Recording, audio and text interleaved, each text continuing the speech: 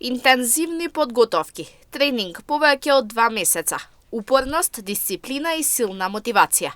Ова е рецептот на штипјанката Радмила Јованова, која истрча ултрамаратон од 162 километри во Грција за 30 часа и 38 минути и заврши на второто место во женска конкуренција. Трката во Паранести е најстарата трка во Европа која се одржува по 17 пат и се пријавуваат тркачи со силна кондиција и кои се подготвени да го издржат товарот. Токму тоа била и нејзината најголема мотивација да се впушти во предизвикот. Предизвик е не само да се истрча дистанцата, нели должината на самата трка од 160 км, туку се соочувам и со друг предизвик, а тоа е висинското искачување, кое што во оваа трка беше 7000 метри, што е еден од можеби потешките параметри покрај должината на самата трка. Како што споменав и претходно, за мене беше голем предизвик за кој што сакав и се подготвував уште година наназад, имав желба, меѓутоа почнав да се спремам 2 месеци претходно. Најголемиот, оно од кој што најмногу се плашев јас е нормално како би ја поминала ноќ. Додека трчаш, нормално е да почувствуваш силна истоштеност, вели Јованова.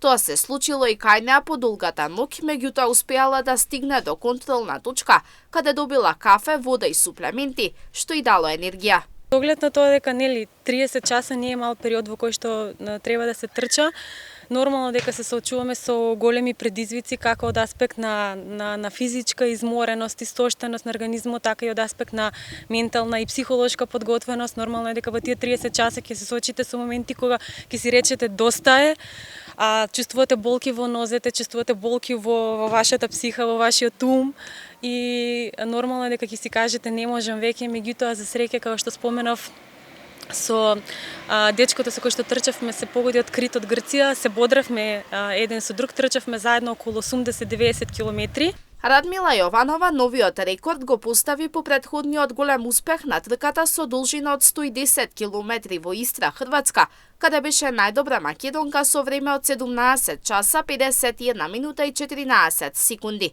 Од тогаш па до денес, вели таа, она што се променило е тоа што таа има поголема волја за планинско трчање и желба да се впушти во уште поголем предизвик. Оно што го искуси во Хрватска, мислев дека оно што најмногу можам да го достигнам. Тоа беше трка од 110 км со висинско искачување од 4100-200 метри, така нешто.